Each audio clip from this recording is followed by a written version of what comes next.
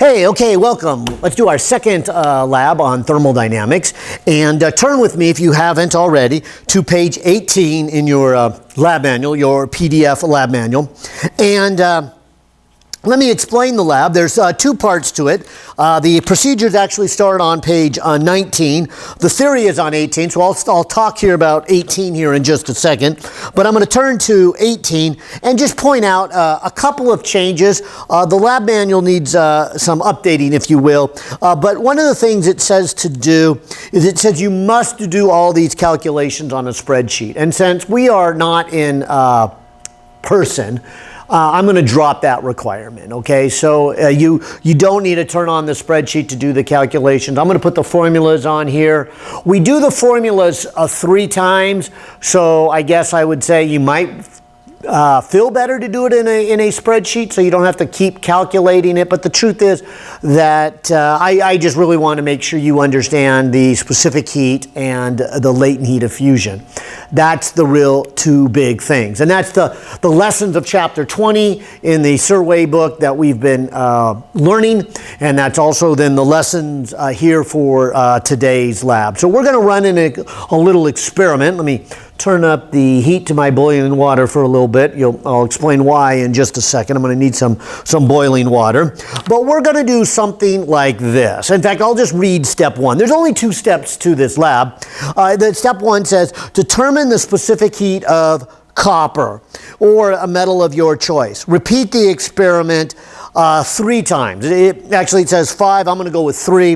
And so we're just going to repeat this 3 times here. And so here's my piece of copper. It's actually, I got it on a little string. You'll see why. I'm going to kind of dip it into the hot water. That's how I'm going to get it hot. And I'm going to bring it over and put it in this crazy little thing. This is the calorimeter. And the calorimeter has this nice little cup. That's kind of the big piece. Then it has this insulating foam and another insulating container on the outside. So let's pay no attention to this. This is the part that we're going to assume no energy goes to. The truth is that some energy will go to the styrofoam. And in fact, one of your discussion questions is going to say, well, what if some of the heat goes to the styrofoam or to the air? What would happen? But let's just talk about the theory. Here's what we've been doing in chapter 20, and here's what we're about to do. We're going to do this. We're going to take that aluminum cup, which I will call the calorimeter. We call it the calorimeter because this is where the calories are exchanged. Okay, so here's my cup.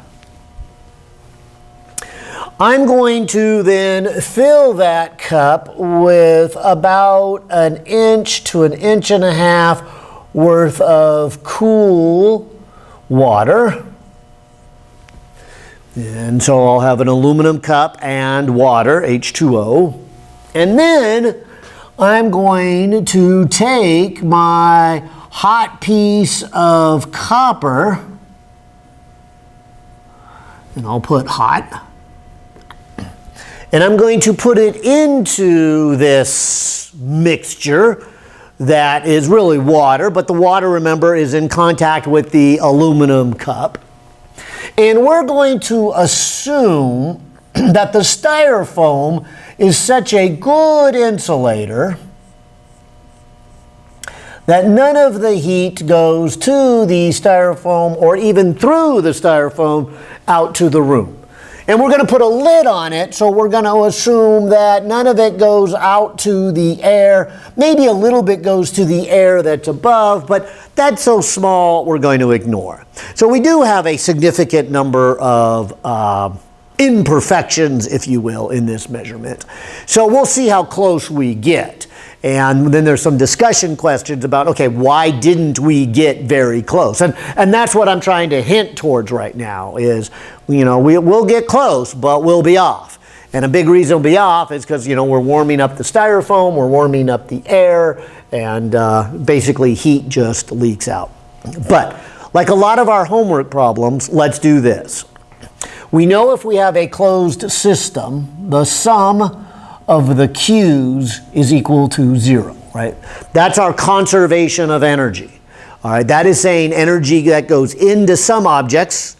Remember, energy in is a positive number, and energy out is a negative number. Okay? So in this case, I have three different objects. I have the Q for the copper. I have the Q for the water. And I have a Q for the cup. And again, I claim that all three of these add up to 0. And in fact, you could imagine that if the water starts cool, and because it's in contact with the cup, both the water and the cup are kind of on the cool side, but the metal is going to be on the hot side. I'll show you how we're going to warm it up here in just a second. But what happens then is energy comes out of the cup, out of the copper, so that's going to be negative, and it goes into both the water and the cup, and so those numbers are going to be positive. And in fact, we learned this MC delta T is how you calculate the thermal energy as it goes in or out of an object when it's changing its temperature. So if there is no phase change and there's no work being done, this is the simple calculation. And this is what we learned right away in chapter 20 here.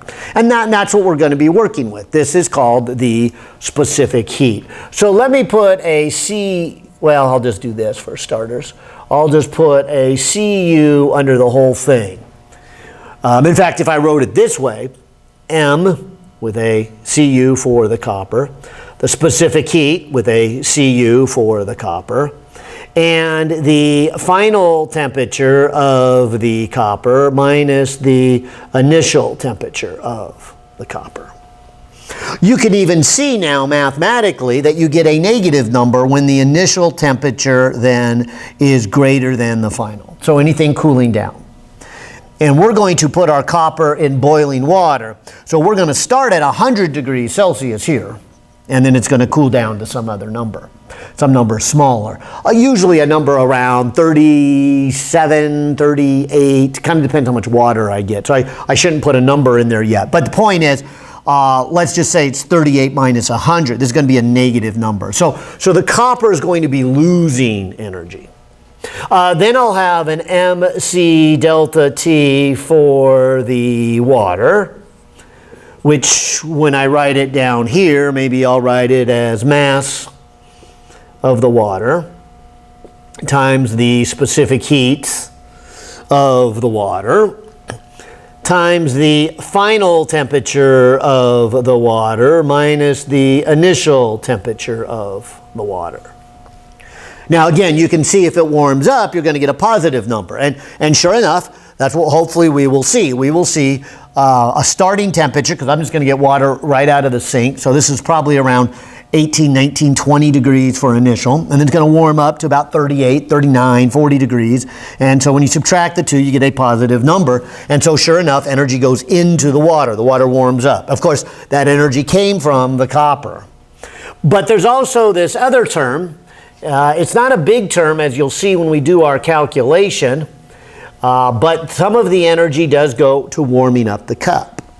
And so we need to include that. And I'll say it again, the energy coming out of the copper then goes into the water and into the cup. So this would be the mass of the cup, the specific heat of the cup, the initial temperature of the cup, final temperature of the cup, and the initial temperature of the cup. And all of that should equal to 0. So this kind of looks like a homework problem, I hope, to you, because we did a bunch of homework problems like this, or you're working on a bunch of homework problems like this. And this is basically the idea. Now, in today's lab, here's our goal. Maybe I should get a different color here of my marker and say, okay, our goal then is to find this, measure this. And so I'm going to set up a little experiment, and we're going to measure all of these things. The masses, the initial temperatures, the final temperatures. I will actually give you the specific heat of the copper, and the water you already know. So the only thing unknown in this equation is the specific heat of copper. And so that's going to be the goal here. And we'll just kind of run this 3 times. Now, let me kind of show you the equipment, and let's talk a little bit. First of all, what I'm going to do is take this metal piece right here, the brass metal piece, and I'm going to put it into this boiling water. Now, I don't want to put it in there quite yet. You'll see why. But when I do, I will leave it in there long enough so that it is going to be at the same temperature as the boiling water, which we know is 100 degrees. So I can say that I already know, and maybe I'll just put it here, the initial temperature of the copper. So this number is going to be 100 degrees. Okay. Now, the initial temperature of the water and the cup, well, I'm going to have to measure those. So let me kind of show you here. I'm going to come over here with my equipment and turn on my digital scale here. But this is the cup that is going to go in here. And so I'm going to fill this with water, not quite yet. Okay, you'll see why. I need to make some measurements before. But when I do, then I can just put this in here and measure the temperature of the water. But here's what I'm trying to say, is it will be in contact with the cup. So whatever is the initial temperature of the water is the same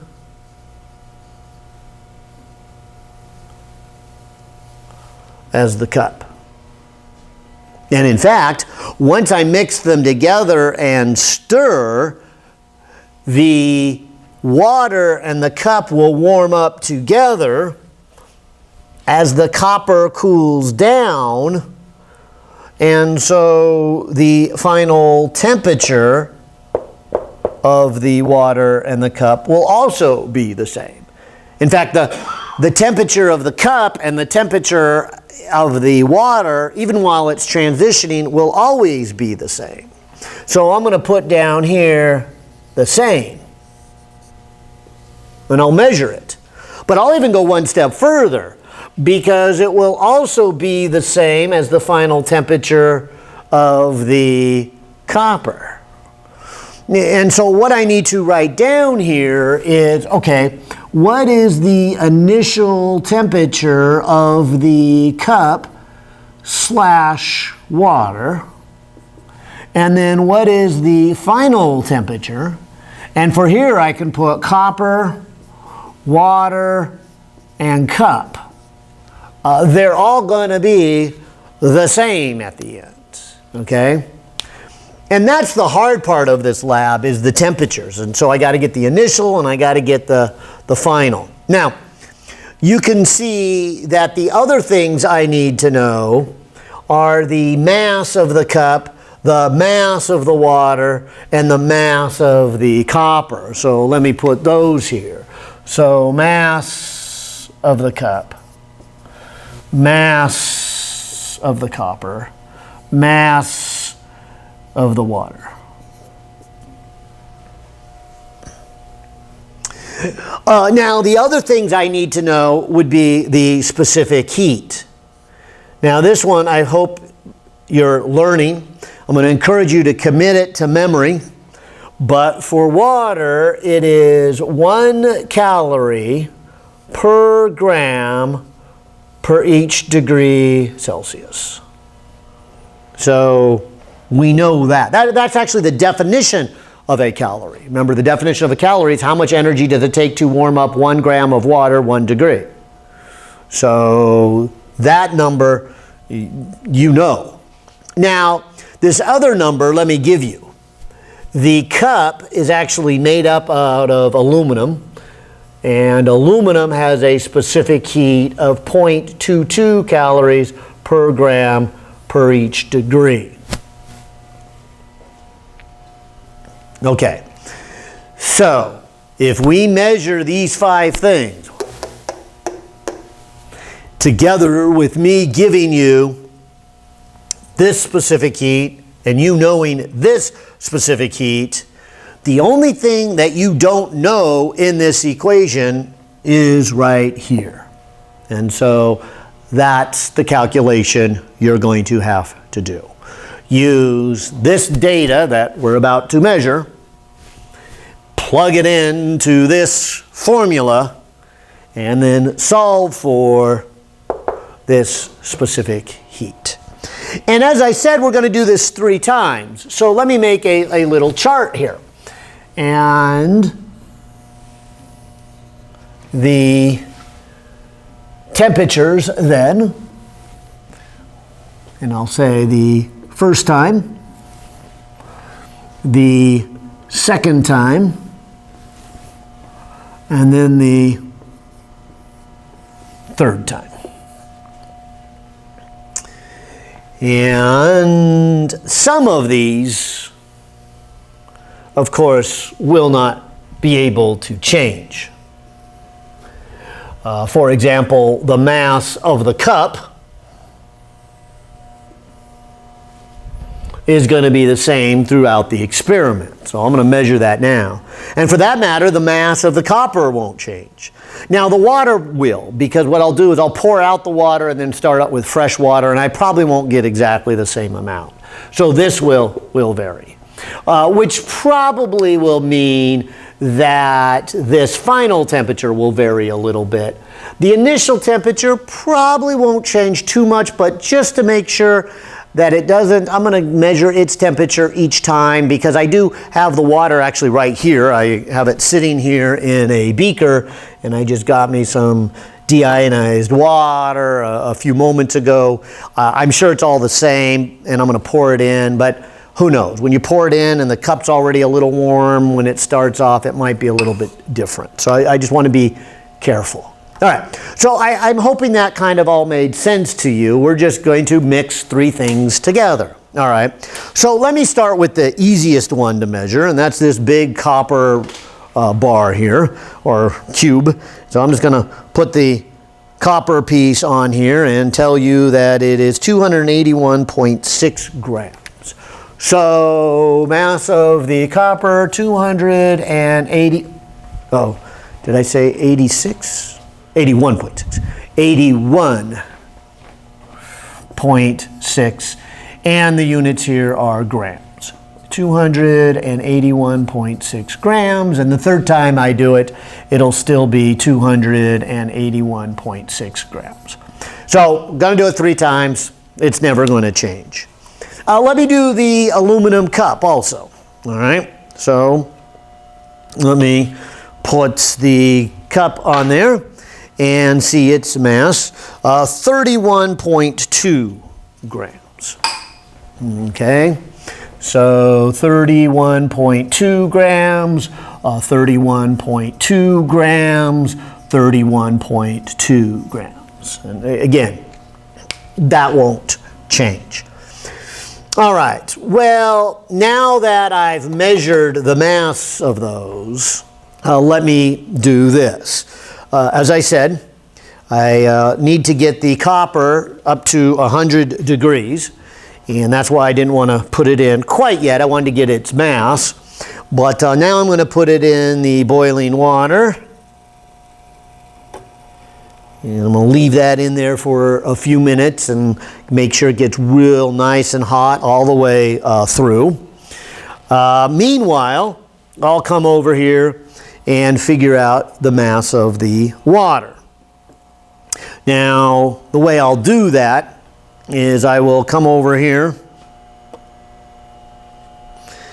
And remembering my cup is 31.2 grams, I'm going to pour in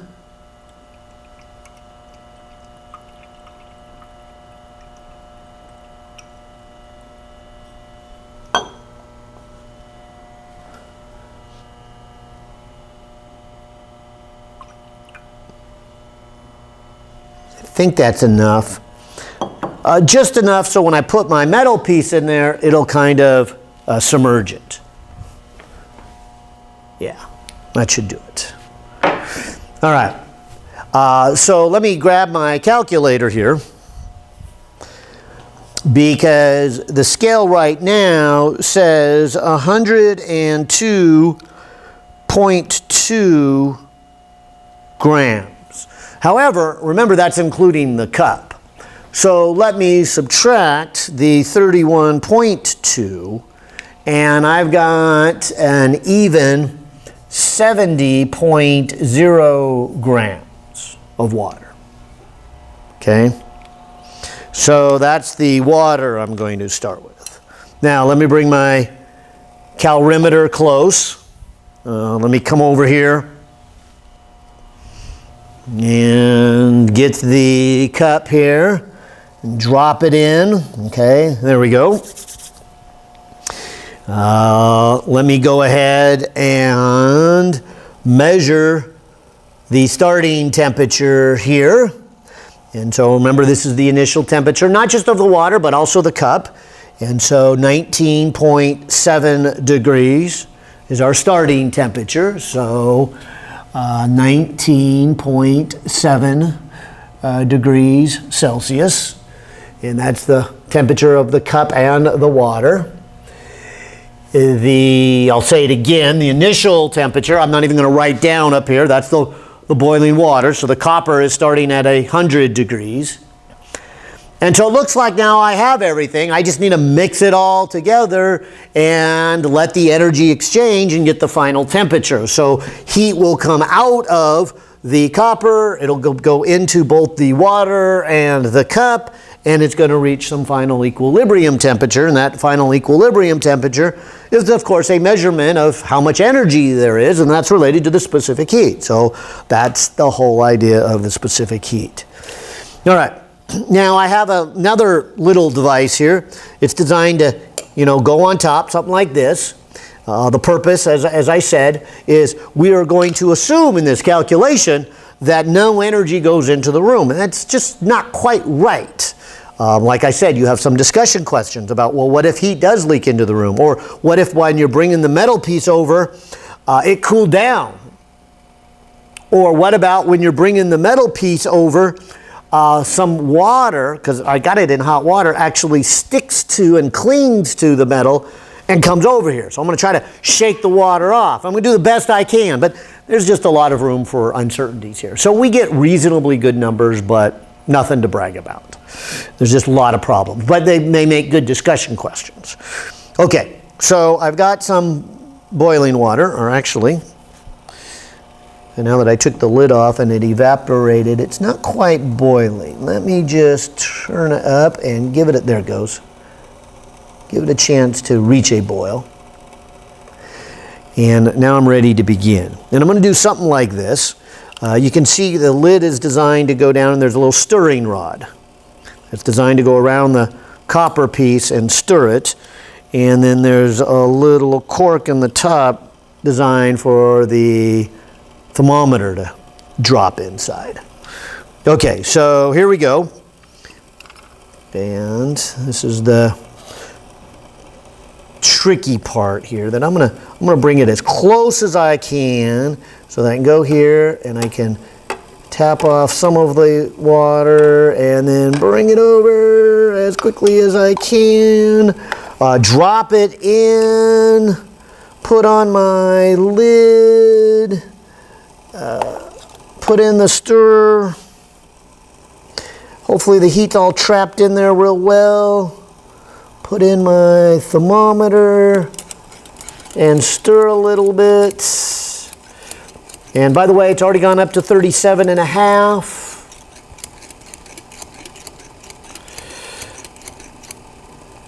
37.6, 37.7.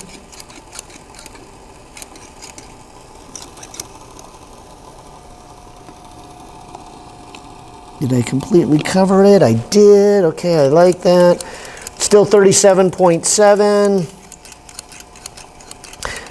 Oh, wait, I saw it flash 8, then it went back to 7.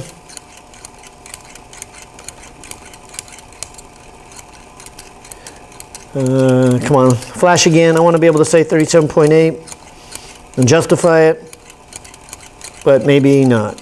Maybe we're going to have to just call it 37.7. Okay, so my final temperature for this first run is right here at 37.7 degrees Celsius. All right, so let me say it again. In the first half, here's the idea, is we're trying to find the specific heat. We're going to do it 3 times, and so hopefully our average is somewhat decent. But take these numbers and the numbers I gave you, like the 100 degrees, the 1, the 0.22, put all this in here and calculate what is the specific heat of the copper. Now, let's run this experiment again. Okay. So let me take the lid off here. Let me put my metal piece back here. Looks like I knocked off the string when I was stirring. So let me retie my string. Let me put that back into my boiling water. Okay, so that's going to be at 100 degrees. Here, let me pour out the old water. What do I do with my beaker of water? Let me go ahead and maybe just even cool down the cup a little bit. Not that that's necessary, just, I just need a starting temperature. Okay, and like I said, we need to get the mass of the water. So let me grab the calculator. Let me head over to here. And let's see, last time we had about 72. I'll go somewhere around that same amount.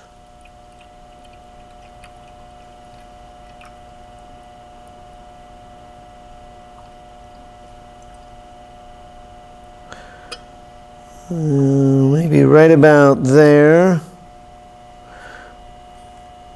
I think that's a couple of grams shy, but I think that's a good place to go, because this says 99.9. So 99.9 minus the 31.2 gives me a mass, this time a little bit lower, at 68.7 grams. So there's the starting mass of my water. Okay, let me put this in, and we're going to end up stirring it again. Let me get this all ready. Let me get an initial temperature for round number 2. And this time we are at 19.9. So 19.9 degrees Celsius. And of course, not too big of a surprise that it's a hair more, because the cup was a little warmer this time. I tried to cool it down a little bit, and I did, but not apparently all the way. All right, so now we're ready to begin again. All right, so let me get the calorimeter close. Let's see if I can get the water off the side of it and quickly transfer. And as I hopefully quickly transfer, I also can put the stirring rod in there. There we go. And I can also put the thermometer in here, and I can begin to mix the water around. All right. So we're already up to 37.8, 0.9, 38. Now I do have a couple of grams smaller in the amount of water. So I'm hoping that warms it up a little more. And looks like I got a 38.4. So kind of like where that's sitting. Seems like we're going to get the same number now that we got on the last one.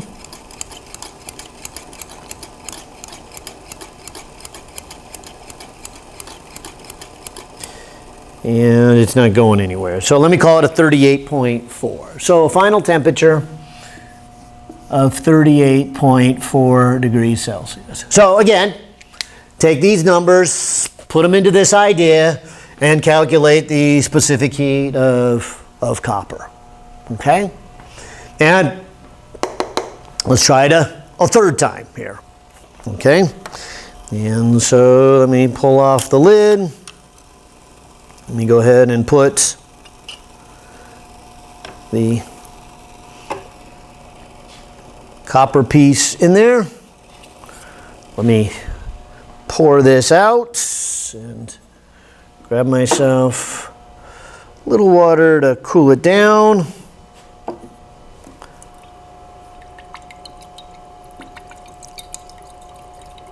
There we go. Got some water on the outside, so let me take care of that because that'll just add weight without being part of the experiment. Okay. And then grab the calculator again and see how much mass of water we have for the third time and the last time for part one. Okay, so go ahead and put in roughly the same amount of water.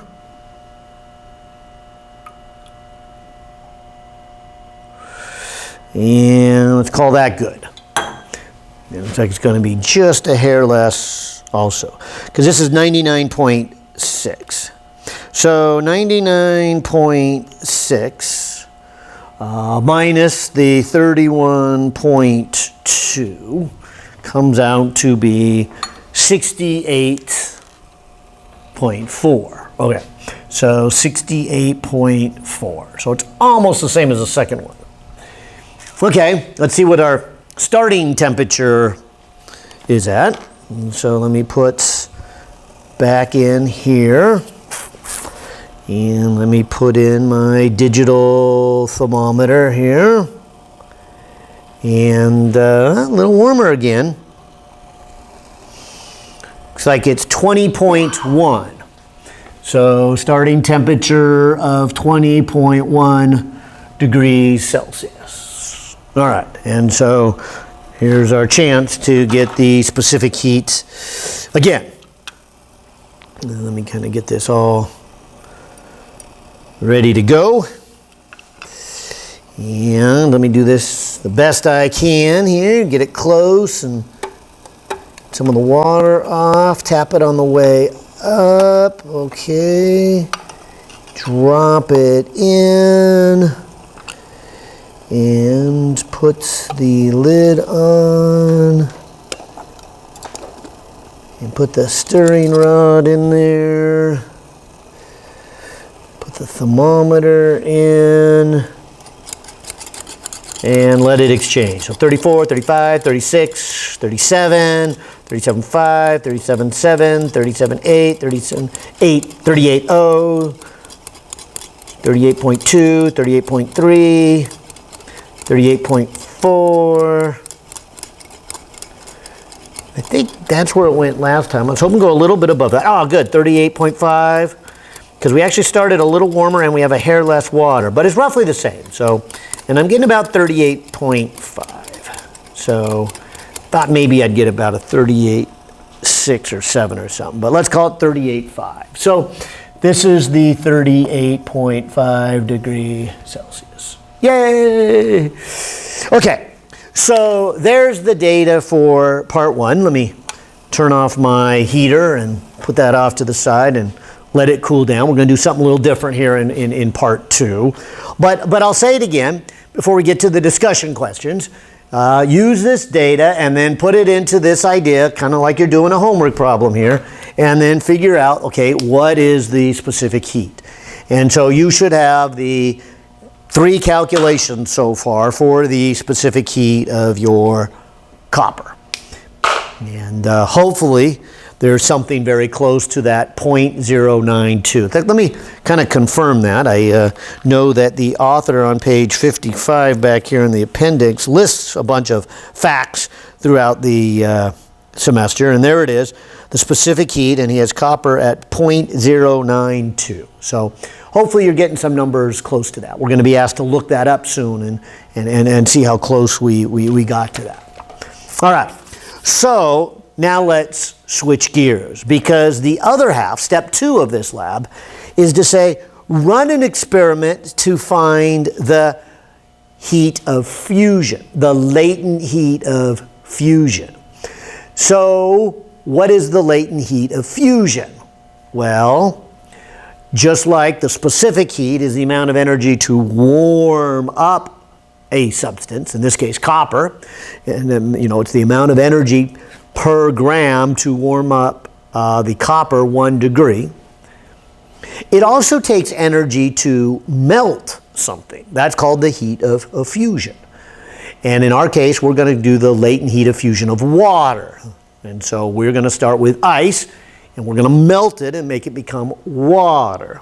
So the experiment's going to look something like this. And so let me just say, all right, let's look here at part 2.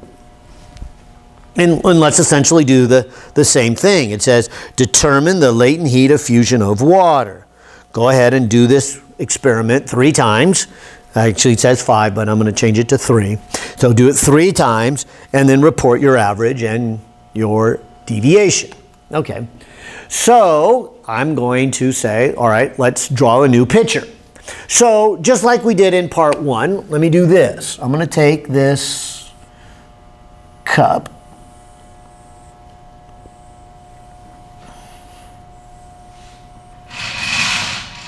and maybe I'll start getting it ready. And so let me take out the thermometer and the stirring, and here's this copper piece. And I'll just kind of get rid of this old water here. And actually maybe I'll pretty much empty it. I'm going to do that because I think I'm going to need some more water for the second part. Let me come over here to get our good water, our deionized water. And so over here we have a special faucet.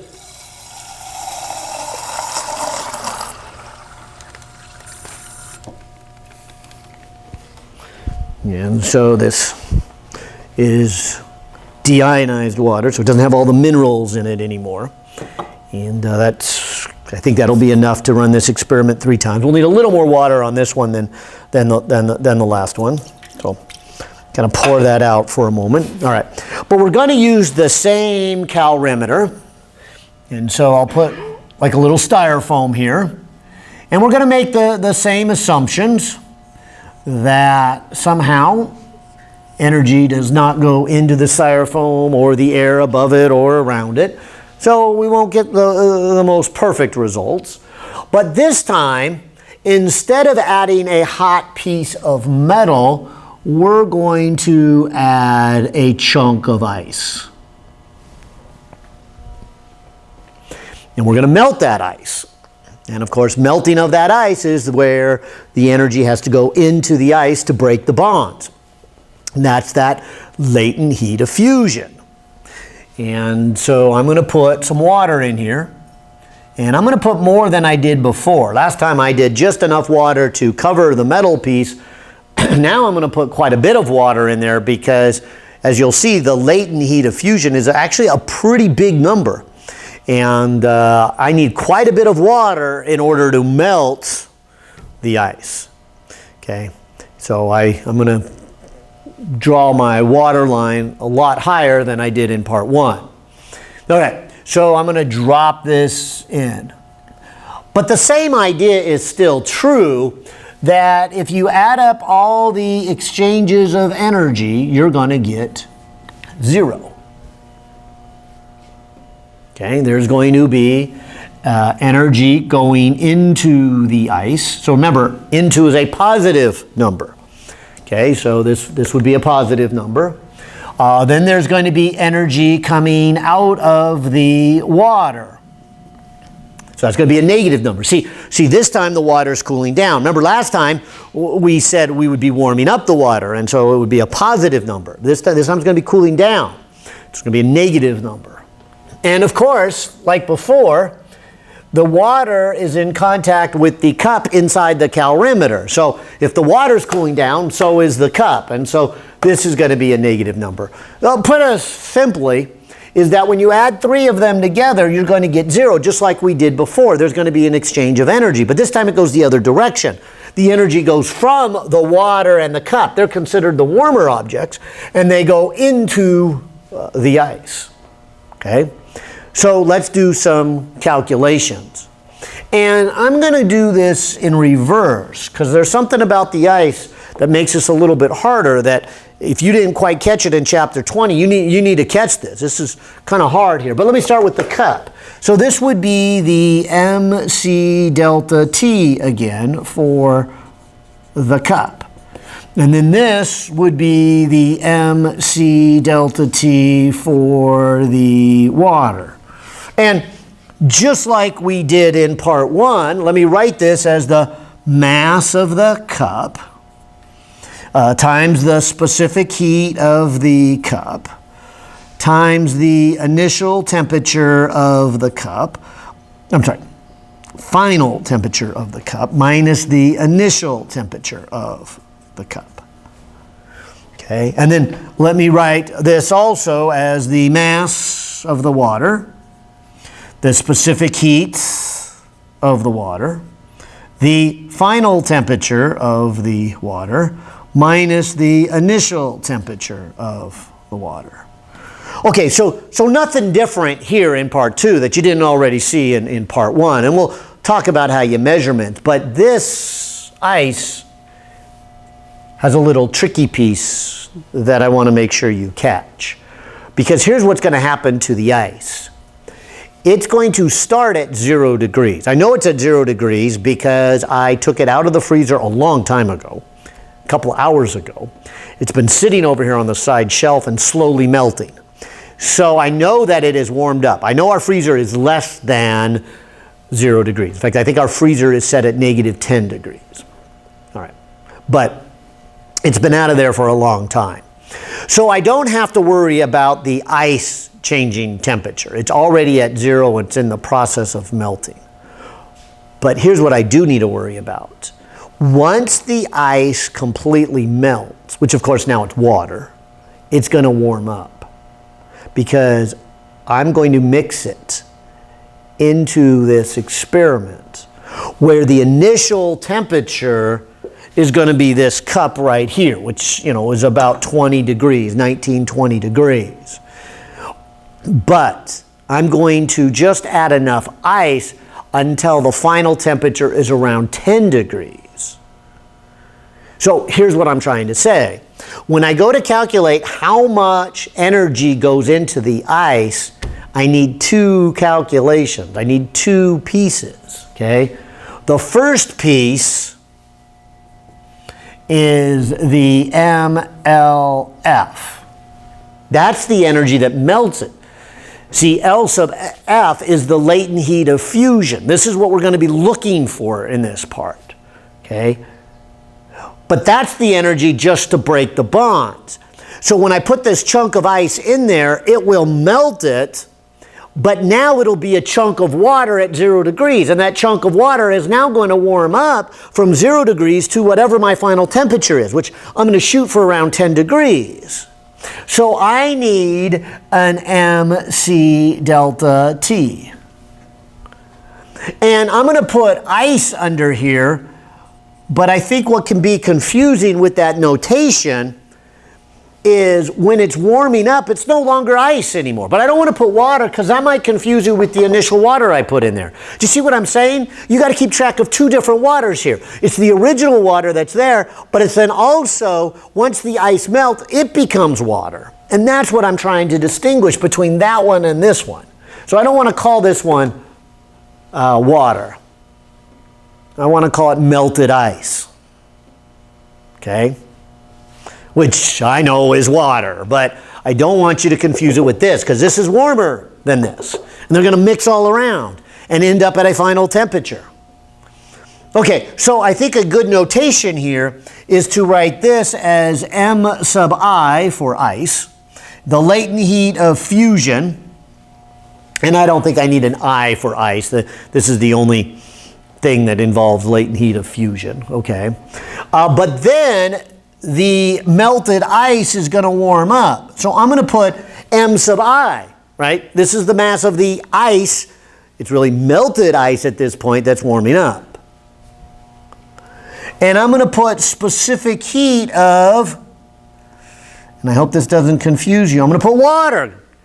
Right? At this point, it's water. It has gone into the new phase. It has gone from ice into water. And then, of course, we will have a final temperature of the ice minus the initial temperature of the ice. And, of course, then the initial temperature would be 0, and the final is what we end with. Okay? And maybe I should put ice down here, or maybe I should put melted ice. Because again, it's not ice, it's really water, but I don't want you to confuse it with that water. Okay, pardon me? What would? Plus sign. Oh, and then, yeah, Ron said I need a plus sign there. Yes, thank you. That could look funny. Okay, and so those are the 4 terms, all right? And so I'll just say it again, because I think this is also a challenge when students do the homework. When you go to calculate the energy and there's a phase change, you got to keep in mind of that term. Usually students don't have trouble saying there's energy when the temperature changes. So they do the MC delta T just fine. But it's easy for them to forget the phase change. And that's what I want you to see. So we're talking about the energy going into the ice. I've got 2 pieces here. I could have even had 3. If I would have just taken the ice right out of the freezer and brought it in here, then I would have to warm it up. The ice would have started at -10 and had to warm up to 0. Then it would have to melt. Then it would warm up to a +10. And I would have to have 3 terms to calculate the total energy that goes into the ice/melted ice. See what I'm getting at? All right. So hopefully you're starting to get that idea in this chapter 20 here, that when you start to calculate the total energy going in or out of an object, you have to include not only when their temperature changes, but also when they change a phase. And if you were warming up ice and then it melts and then you warm up the water left after it melted, you would have an MC delta T twice. Now, we don't have that for us because, like I said, we deliberately took the ice out of the freezer hours ago, so we know the ice is already in the process of warming up to 0. It already has warmed up to 0 degrees. So we know it's going to instantly start breaking the bonds as soon as we put it in, and then it'll warm up to about 10 degrees here. All right, so let me talk again, like I did last time. Let's see. Let's talk about things we really already know. And so we don't have to measure. And I'll just put a little blue mark under this. We know the specific heat of the cup. That's the 0.22. I mentioned it over there. We know the specific heat of the water. That's the 1, and maybe I should put units here, calories per gram per degree. So this is calories per gram per degree. We also know the specific heat of the melted ice, because remember, melted ice has now become water. So this is the 1 calorie per gram per degree. Okay, so those are all known. Earlier on, we did the mass of the cup. So let me not bother with that again. That's 31.2 grams. So I know that one. I do not know how much water I'm going to put in here, so one of the things I will need is what is the mass of the water. So that'll be one of the first measurements I need to make. Okay. I'll also need to know how much ice I've put in. So let me put mass of the ice. That's another piece I will need. Now, like I did last time, let me circle what we're trying to find. We're trying to find this right here. What is the latent heat of fusion? So we're going to either measure or know everything else except for that number right there. And so we have this little equation, and once we've plugged everything in except for this one, we can find it. And that's going to be your job then, to find what is the latent heat of fusion. Okay, so we're going to measure that. You're given that. Now, the same thing here is I'm going to have some initial temperature. But let's be a little careful here. The initial temperature of the water and the cup are definitely going to be the same. So let me call this the initial temperature of the water / cup again. Is that how I did it over here? Initial temperature of, yeah, cup and water. Okay. So they're going to be the same. However, what about this one right here? What's the initial temperature of the melted ice? That's 0 degrees, right? And so let me give that one to you. 0 degrees Celsius. See, that one right there is, of course, where the ice starts after it melted. So the first energy goes right here, which breaks the bonds.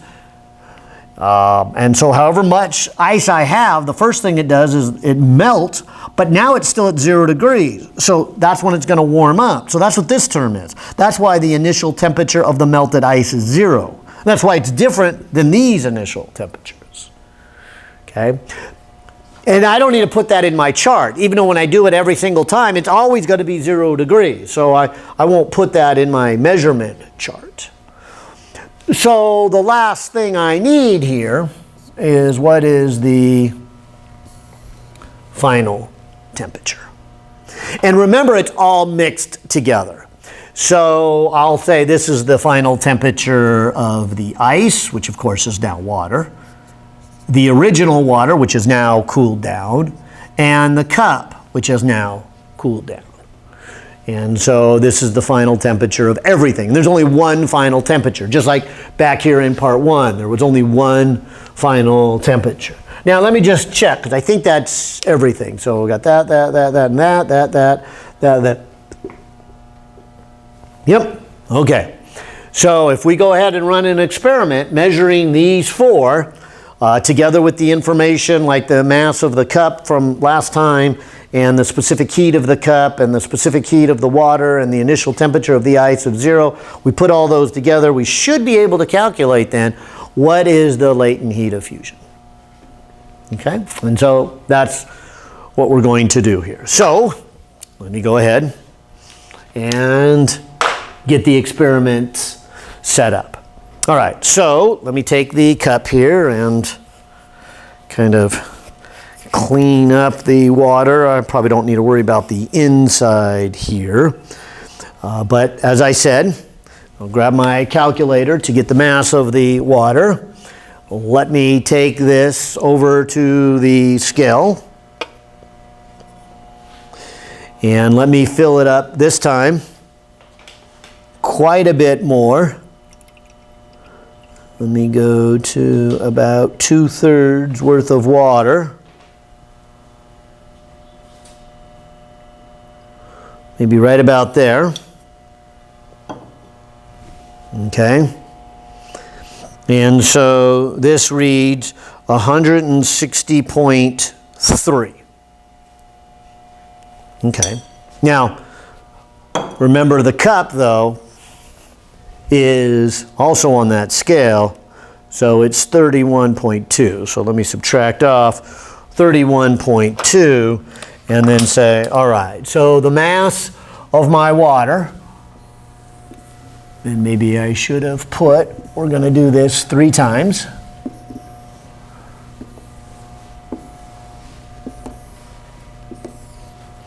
And so experiment number 1 and experiment number 2 and experiment number 3. The first time I've got 129.1 grams of water. Okay? And so I'm going to bring that over here. And I'm going to put it in my cup. And I'm going to take an initial reading. And it looks like 19.6. So 19.6 degrees Celsius is the initial temperature of the cup and the water. And so I'm going to add some ice. Okay? And of course I need to figure out how much ice. But I'm going to get the mass of the ice after I get a final temperature. Okay? And so keep that in mind. I'm going to put in ice and get a final temperature. And then I'll go weigh it afterwards to see how much I put in. Of course, it won't be ice anymore at that point, but that's okay. It'll still weigh the same. So that's the way I'm going to figure out how much ice I have instead of trying to pick a little cube and put it over there and worry about it melting before I put it back in. All right, so here is my temperature. Here's this lid again. I'm going to take the blue cap off. That'll give me a little opening to be able to put some ice in here.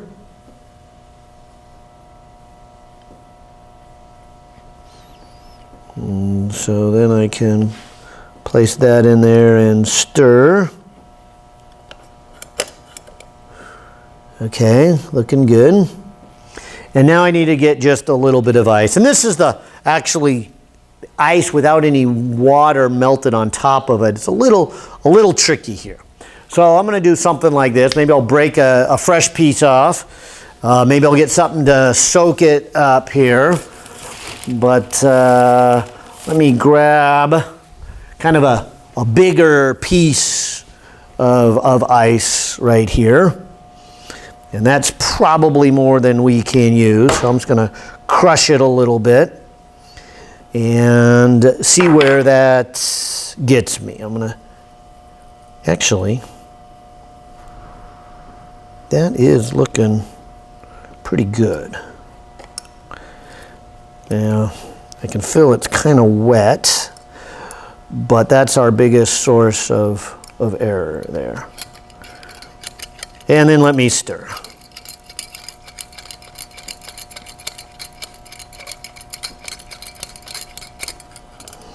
And I see it melting. I'll let it keep melting. Hopefully I'm not losing any to the environment too much. But I don't think this is going to get quite as low as I would like it to, about 10 degrees. So I'm going to put just a little bit more. Let me put that piece and that piece. And that's pretty promising to me. And sadly, and I probably should have broken those pieces a little tinier, they would have melted faster.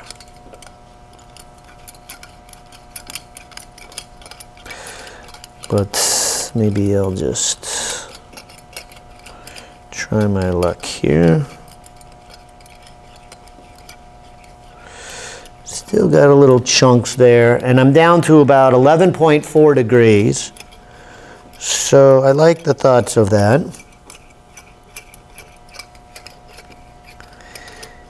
And let me just kind of keep stirring here.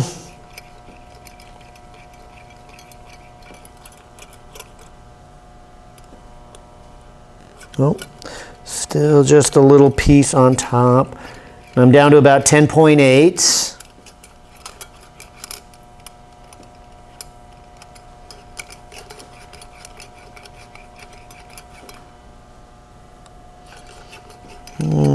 Real tiny piece on top, 10.7.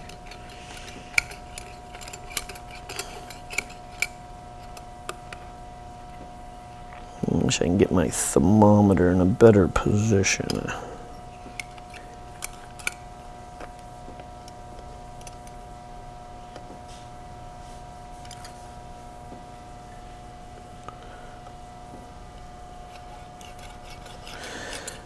Okay. And I think it's all melted. All right. And let's call it 10.7. All right, so I get a final temperature of 10.7 degrees Celsius. And of course, I need to find out what the mass of ice that I added. And so that's the part that I said, let's make sure we don't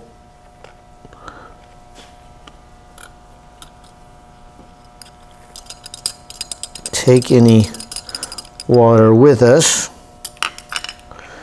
And let's come over here with our calculator to figure out how much ice we added. And so this is a reading of 174.9. And now I need to subtract the original water, 129.1. And I also need to subtract the cup, 31.2. And it looks like I added 14.6 grams of water. Nice. And that means the 129.1 plus the 14.6 plus the 31.2 all add up to 174.9. Good. All right, so there it is. There's the first time through. Let's run it again. Okay, so I'm going to go ahead and take this and pour it out, and maybe get my cup maybe back up to roughly room temperature again. Okay, and I'm going to start anew. I might have to go get some more water after all that. The cup feels kind of cold still, so I'm going to do that. And it's okay if it's a little cold. I just don't want it too cold because I want to melt ice, so I got to keep it on a little bit on the warm side. So I'm trying to get back to room temperature. Okay, so let's come over here and try this all again, and go. Let's go round number 2 here. And so let me pour into about that same 2/3 level, which is right about there. No, a little bit higher, maybe there. Yeah, I like that. Okay, so this says on the scale is 161.6. No, 0.5. No, 6.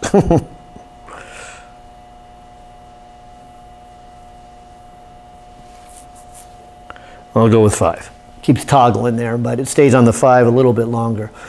Okay, now let me subtract off that cup, which is 31.2. And so I'm at 130.3 grams, so almost the same, a little more. Oh,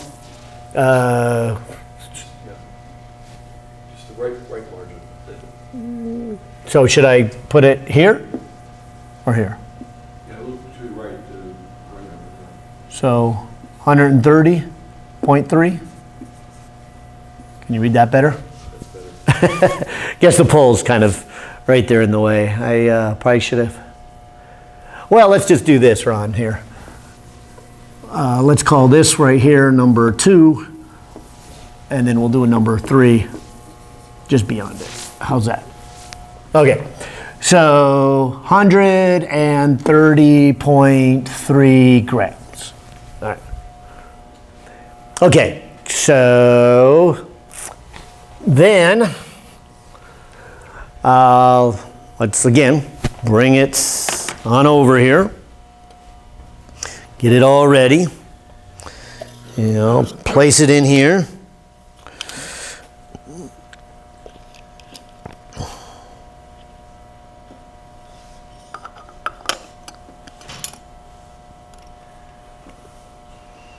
There we go. Like that set up a little bit better. Now my thermometer's not hitting my stirring device.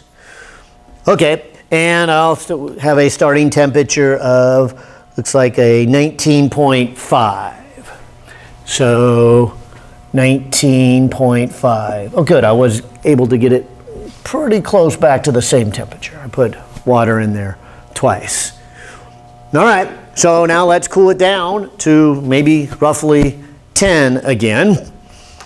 And let's see. This rag is getting a little wet. I'm trying to get the water off the surface. Because again, when I add, you know, mass in there, I want to make sure it's all ice. Because I'm assuming, remember back in this calculations, that I have to break all the bonds. And so any water on the surface is not helpful. Okay, so let me kind of crush that and then add the pieces as dry as I can so that everything I'm adding is actually bonded in there. No, I'll leave that alone. Okay, let's see where this gets me. And we're already down to 15.8 degrees, but we got a lot of ice still to melt. So that seems like this is going to be a good amount. So I'll just keep stirring here.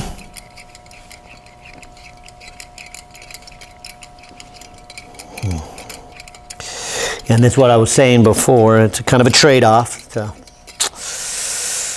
You know, 'cause I think this is pretty cold, so the room is actually sending some energy in. We'll see what we have. Oh yeah, I might have put too much ice in here. I'm already down to 9.3, and I still got a little more to melt.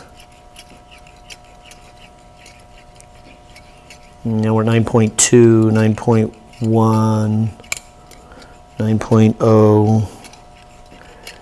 It's on 8.9 flash.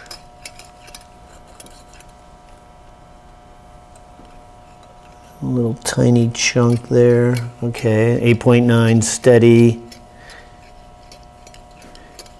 And I think we're gonna end up at 8.9. I did not see an 8.8 at all, not even a flash. And I don't see any more chunks of ice. So let's call it done at 8.9. So final temperature at 8.9 degrees Celsius. So now we can get the mass of the ice, if we carefully remove.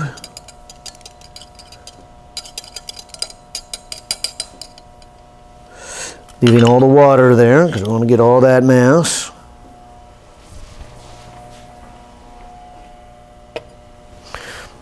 See what it says now. So it says 179.5. So let me subtract the water. That's the 130.3 and the cup, which is the 31.2. And I get an even 18 grams. So I did add a little bit more water than last time. Or ice, excuse me. 18.02 grams. So it kind of makes sense, and then went down. Okay? And so again, your job is then to use these numbers and put it into this formula right here and see what you get for the latent heat. And I'd be kind of curious. I don't know either. I'm going to go ahead and run these numbers after it's done. I usually do that. By the way, last week's lab, I remember saying that on the graphs, and I was real impressed with those numbers. They went right to a point, and I was like, wow, I should have made these graphs on camera. They look good. Now, they were a little bit on the low side. I think they went to a negative 283, if I remember right. But they all seem to go to the same point, and so I was real happy with those numbers. And I hope we're happy with these numbers. I will tell you, we tend to get a little bit on the low side. An ideal number is 80. We tend to get numbers more like 70, okay? We'll see what we get here today. But I think it's because of the outside heat, and it's not also as dry. But I tried to be extra careful with you guys, since I'm your partner here, and make sure the ice is good and dry. And that's usually the biggest problem. But you know, you can only get it so dry with dampen it with a rag. Okay, so let's then, one more time.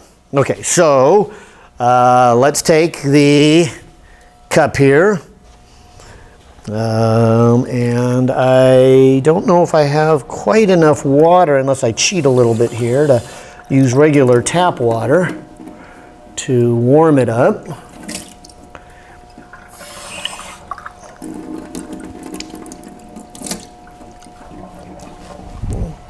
And I think then I have, yeah, because here's about 200 grams, and maybe I'll just do this just to get the minerals out. A little bit of swashing to clean out the minerals, and I'll have just enough water to, without having to walk a whole 10 steps to get more water. Okay, so let's go ahead and run this again. And so I'll grab my calculator and get the mass of the water here. All right, so I'm going to pour this in up to about the 2/3 line, maybe right about there.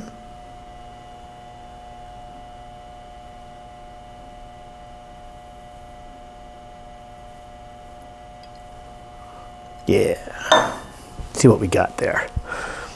Okay, so the scale says 160.7. And so when I subtract the 31.2, I get 129.5. Good. 129.5 grams. Okay, now let's bring it over and put it in here. And get it all ready. Oh, and I am going to have to walk over there and get some ice. Okay. But I'll set it up nonetheless here.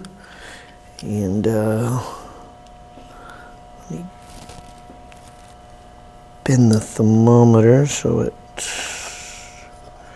hopefully doesn't get caught as I stir. Good.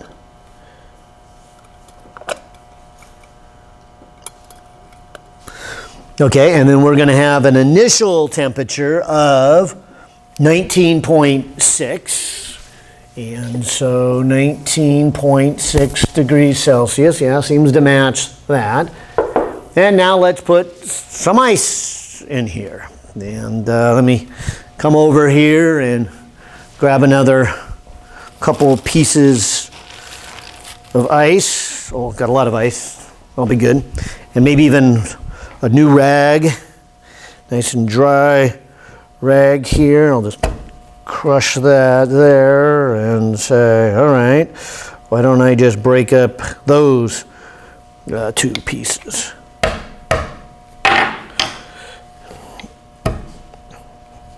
And those, just in case. All right, so let me try to get some really good dry pieces of ice going.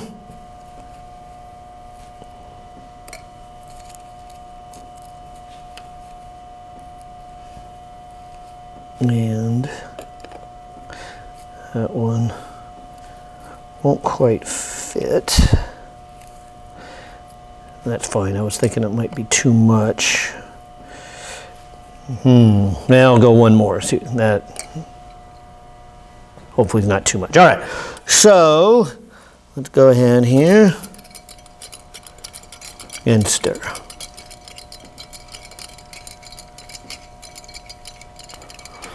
And looks like we're already down to 12 degrees, or 12.5.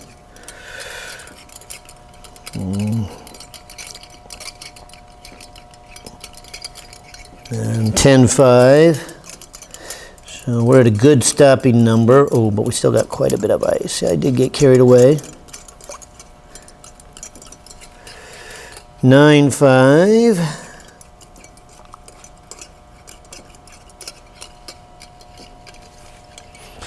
In fact, that's why I always tell the students, let's shoot for 10, because many times we go way past it. It doesn't take much ice. And we're like, whoa, 7 degrees. And if you get too cold, then the ice doesn't melt. And then, of course, our formula is all wrong, right? Our formula is the M is based upon all the ice melting and then beginning to warm up. So if all the ice didn't melt, well, then there wouldn't be any warming up. But you also, that M in the equation would not be the total mass you added. Okay, so we're at 8.6, and do I see any more ice in there? Yeah, there's a small little piece. 8.5, okay. It's flashing back between 8.5 and 8.6. I think once that little piece completely melts, it'll stabilize at 8.5.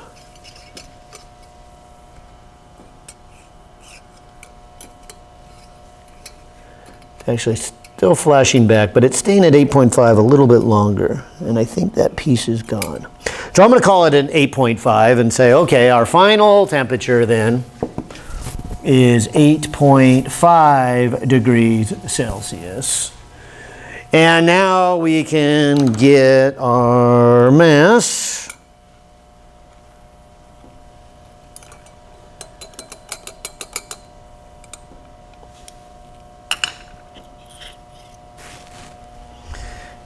Grab a calculator. Okay, so this is 179.3. So if I subtract off the 129.5 and subtract off the 31.2, looks like I added 18.6 this time. 18.6 grams. Nice. And that's the final pieces. Okay, so part 2 here again. I'll say it one more time. Take those numbers, put it in this little formula, and get the latent heat 3 times. All right, so those are really the procedure. That's really, again, on page 19, step 1, step 2. Then there is, looks like 1, 2, 3, 4, 5, 6 little discussion questions that I think for the most part I've answered, but let me just kind of run through them really quick here. It says, in determining the specific heat of copper, using this aluminum calorimeter, how much heat was gained by the water, by the cup? Now, I'll pause there. There's more to the questions, but back here in part 1, if they're talking about just the water, they're saying this calculation. So this is how much was gained by the water, and then this is how much was gained by the cup. So they're asking you to do these calculations separately. But they also want you to see, and this is what's coming up in the rest of the question, that what was gained by that was lost by this one. And that's really what they're trying to say here.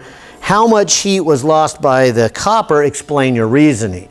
So in case you missed it, I'll say it again. This is what they want you to get. They want you to say that we are actually determining really this term by these guys. we're saying whatever these two gained, the total that these two gained is equal to what that lost. That's why they have to add up to 0. It's conservation of energy. And so that little conservation of energy statement is really one of the main things to learn, not only here in the lab, but in the lecture. And so you need to know that the sum of all the energies is 0. What leaves one object goes into the other object. 2. What was your experimentally determined value of the specific heat of your copper? So hopefully you've already done that, right? You did it 3 times and you got an average, and so just write that number down. It says, what was your percent deviation from the accepted value? Now I pointed it to it once. Let me point to it again on page 55. You will find that the accepted value is 0.092 calories per gram per each degree.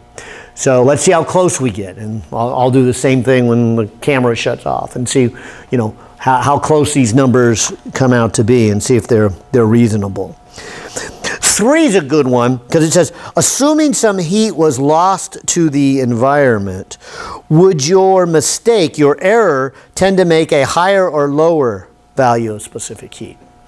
Now, let me take this because I want to make sure you really understand specific heat, not only in a mathematical way, but in a conceptual way. And so I like to say this. Back when we were doing part 1, and you're talking about the specific heat, you could think of specific heat as being a number, a measurement of how much energy does it store. How much energy does copper store for each gram, for each degree does it warm up? So in other words, if I had it in the boiling water and I bring it over, as I bring it over and I lose heat to the environment. That's what this one is saying. Assuming heat was lost to the environment. Now, it could have also been once you placed it inside and heat escaped. They don't really say where the heat escaped. They just say it does. But here's what I'm saying. If the heat does escape, it would be like this was storing less heat. And so it would be a smaller specific heat. Now, you can run through the math and prove to yourself that if you lost heat, the calculations would give you a lower specific heat. And I don't think that's what the author wants. It would certainly work, but then you're relying a little bit too much on the math and you're not reading the math. You're not understanding what the math means. And so I wanted to take a little longer on this one and say, look, what does it mean? What does the specific heat actually mean? It's a measurement of how much energy is being stored. And so if you lost energy, bring it over, it would get an indication that this was storing less energy and the specific heat would be smaller. And that's really the crutch of that problem. And so those are the 3 questions that have to do with part 1. Then there's another 3 questions that have to do here with part 2. Let's talk about those. It says this, it says, how much heat was given up by the warm water? Show your calculation. How much heat was gained by the ice? Explain your reasoning. And they're kind of after the same thing. Now, it didn't sound like he said both. So let me read it again. How much heat was given up by the warm water? So I guess they just want to talk about that one. But it should be the 2 of these together that go to the ice. And so I wonder if he really meant that. How much was gained by the ice, and explain your reasoning. But he didn't seem to follow the same pattern that he did in number 1. Number 1, the idea was to show both of these are equal to that one. And I think he wants the same thing, but he kind of left that out. So we'll just follow what the question says. So do that one and then do these 2. And they won't quite be the same because of that term. All right, 6. What was your experimental determinant of the heat of fusion? Again, I haven't done it, but I will in a moment. And you are to do the same thing. You've got these numbers, and so do these 3 calculations and find out what is your latent heat. And then it asks, what is the percent deviation from the accepted value? The accepted value is 80 calories per gram. That's probably also listed on page 55. I didn't see it, and I still don't.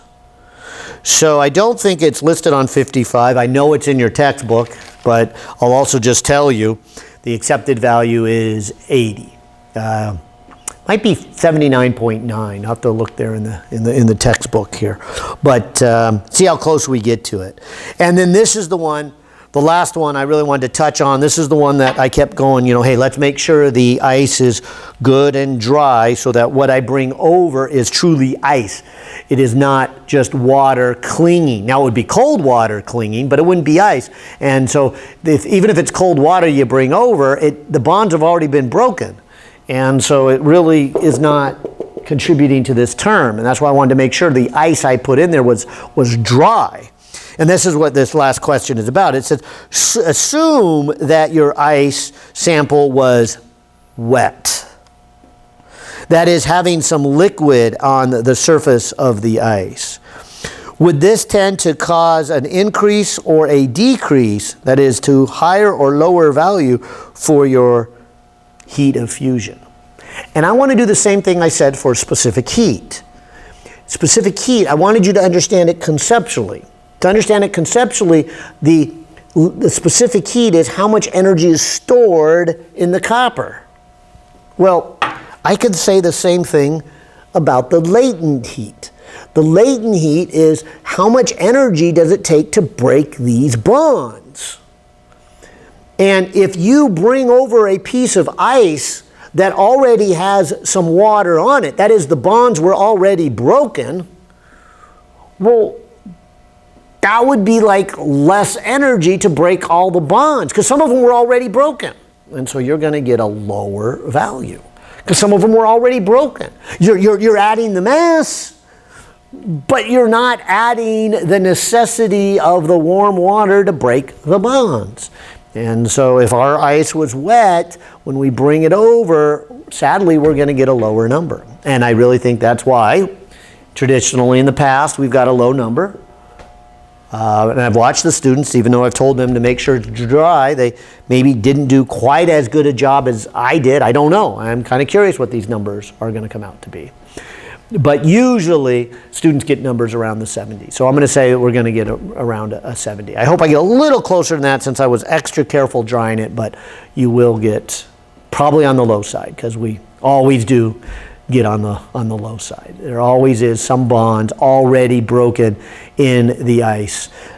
Even, buried inside like this has a hole and a party ice. So I tried to get it all off the surface, but I'm sure I didn't. All right, so anyways, make sure you do all these calculations and answer those questions, and then you can turn it in Canvas. And so this is our second thermodynamics lab, and I'll say bye for now and see you in the next lab.